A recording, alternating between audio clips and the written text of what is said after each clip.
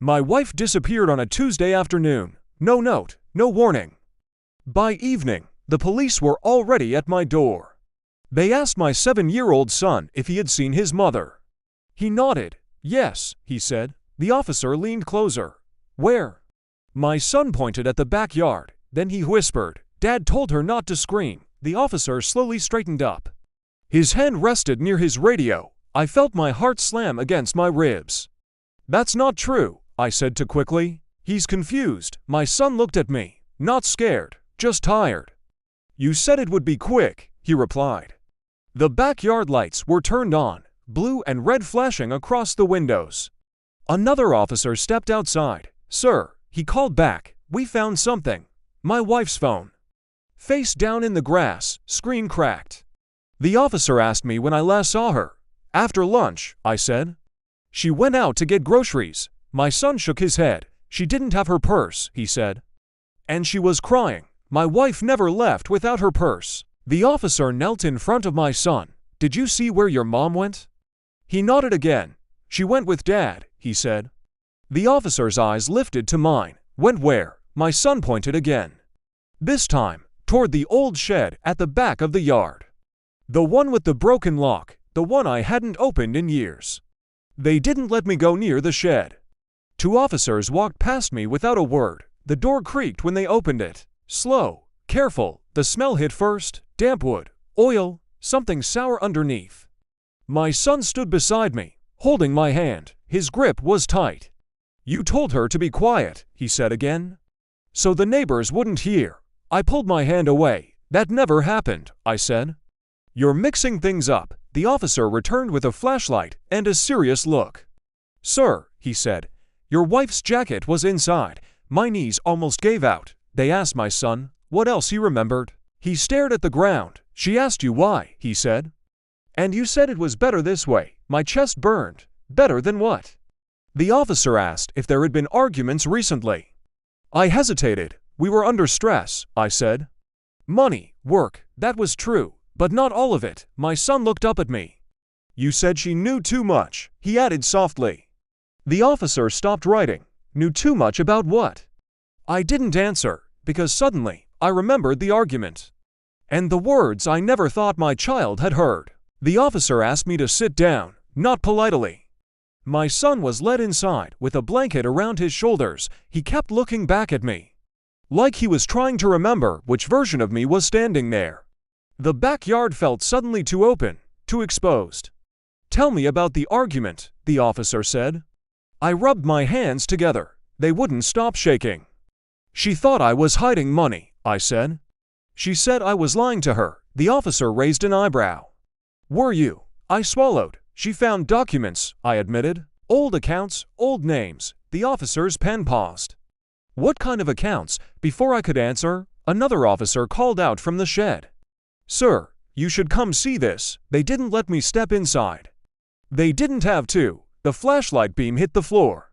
Dried blood, scratched wood, a broken fingernail. My stomach turned. The officer looked at me, hard now. Your son said you told her not to scream, he said. Why would you say that? I felt something crack in my chest. I didn't plan to hurt her, I whispered. The officer leaned closer. But you did plan to stop her. Inside the house, my son started crying. A deep, broken sound. The officer straightened. Sir, he said, at this point, you're a person of interest. I nodded slowly. Because deep down, I knew we were past interest. We were past doubt, and the worst part was this, my son hadn't exaggerated a single word. They read me my rights, right there in my own backyard. The words felt distant, like they were meant for someone else. As they led me toward the car, my son broke free from the officer holding him. Wait, he shouted. Everyone froze. He ran toward me, tears streaming down his face. You said I had to tell, he cried. You said if I didn't, she'd never come back. The officer crouched in front of him. Tell us what, buddy. My son looked at the shed. Then at the house, then finally at me. You told Mom you were sorry, he said. And that you didn't mean for it to go that far. The officer's jaw tightened. Go where? He asked. My son wiped his nose with his sleeve. You put her in the car, he whispered. After, my heart stopped. The officer turned sharply to me. "You said she went missing this afternoon," he said. "But your son is talking about a car." I shook my head weakly. "She was alive when she left," I said. "I swear." The officer didn't answer. Instead, he spoke into his radio. "Run a search on the husband's vehicle," he said. "Full sweep." Minutes later, a voice crackled back. "We found something." The officer closed his eyes for a brief second. "Where?" "Trunk," the voice said. "Blood residue. Recent." My son screamed. And that scream, that sound was worse than any siren. They opened the trunk while I stood in handcuffs. I couldn't look away. There was no body, just stains.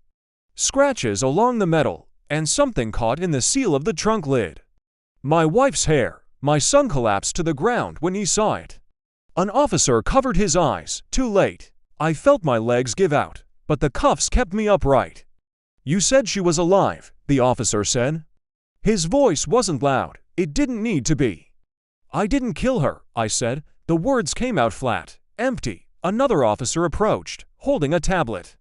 "Sir," he said, "your wife withdrew a large sum of cash yesterday morning." I froze. She knew. The officer continued.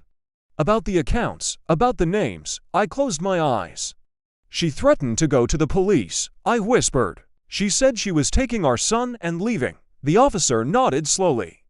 "And you stopped her?" I shook my head. "I panicked," I said. "We argued." She fell. Silence. Then a voice came from behind us, a weak voice. "She didn't fall." Everyone turned. My wife stood at the edge of the yard, dirty, shaking, alive, blood dry into her sleeve. "I ran," she said, "when you left to get the car." My son screamed her name and broke free again. This time, no one stopped him. She dropped to her knees and held him. The officer stepped toward me. "You're under arrest," he said. I didn't argue. Because in that moment, watching my son cling to his mother, I realized something worse than prison was waiting for me.